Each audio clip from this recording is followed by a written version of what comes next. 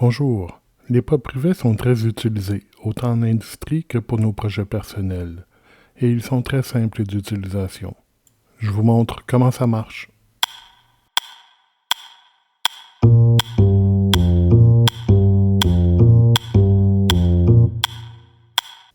Pas privés ou rivets d'aveugle, pour en anglais blind rivet, sont fort utiles, particulièrement lorsqu'on n'a pas accès à la partie arrière de ce que l'on veut riveter.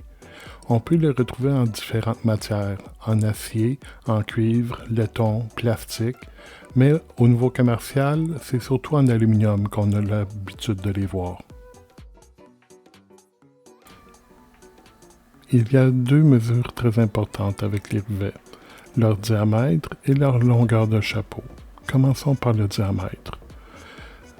De façon générale, l'on va retrouver quatre grandeurs de diamètre. Le 2,4 mm, le 3,2 mm, le 4,0 mm et le 4,8 mm. Ces quatre dimensions ont leur équivalence impériale. 3/32e de pouce, 1/8e de pouce, 5/32e de pouce et 3/16e de pouce.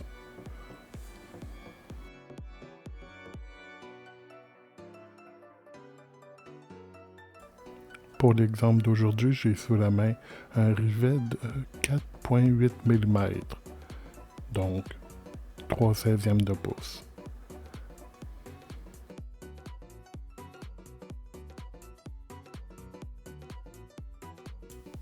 La première dimension que l'on va se préoccuper, c'est celle de la longueur minimum de notre chapeau, la partie en tant que telle qui va servir à faire notre rivet. Pour ce faire, c'est assez simple. On va utiliser le diamètre du rivet et le multiplier par 1,5. À ceci, on va aller additionner l'épaisseur de toutes les matières que l'on tente de réunir avec le rivet. Pour notre exemple aujourd'hui, je vais utiliser 2 feuilles de tôle d'acier galvanisé. Mais cassez-vous pas trop la tête avec la formule. Vous allez voir avec l'expérience, vous allez instinctivement déterminer la longueur minimale de votre rivet nécessaire. Mais pour le but de l'expérience, utilisons-la. Je vais ici multiplier par 1,5 le diamètre de 4,8 mm et je vais additionner l'épaisseur de 2 feuilles de métal. Mesurons-en une. Bon, 0,33 mm, très bien, donc 2 fois 0,33 mm. Ah, voilà, pas oublier d'écrire mes unités. Alors, 1,5 multiplié par 4,8 va nous donner 7,2 mm. Je vais l'additionner à 0,66 mm.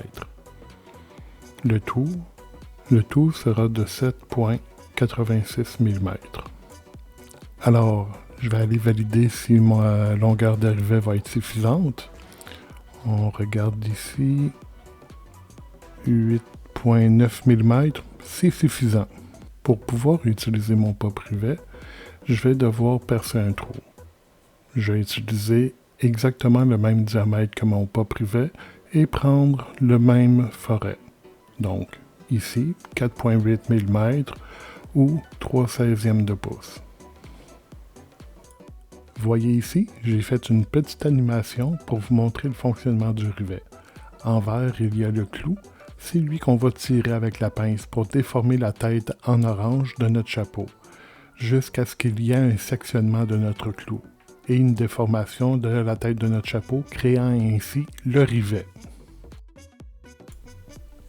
Voyons ici notre pince de rivetage. Comme vous pouvez le voir, nous avons 4 embouts différents qui représentent les 4 dimensions de clous de rivet qu'on a parlé tout à l'heure. Dans notre exemple, nous allons utiliser des rivets comme ici de 4,8 mm.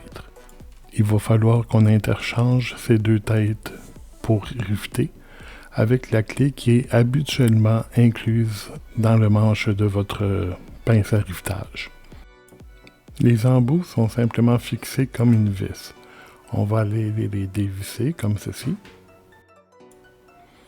et les interchanger pour que notre 4,8 mm Sois maintenant en position de rivetage.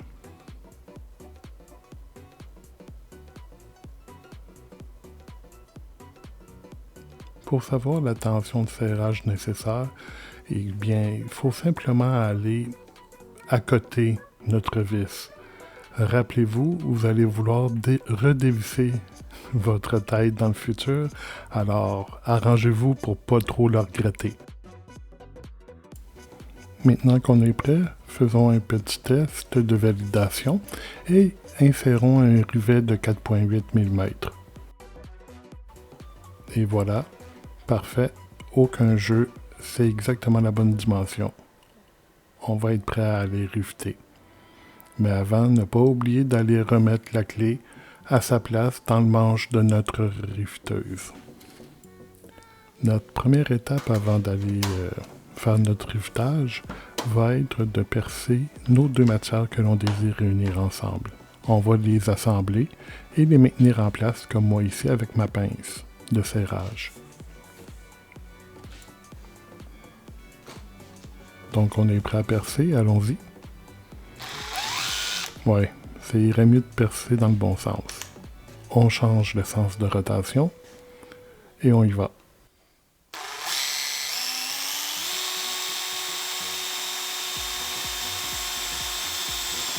Voilà, maintenant on va aller unir ensemble nos pièces avec notre riveteuse.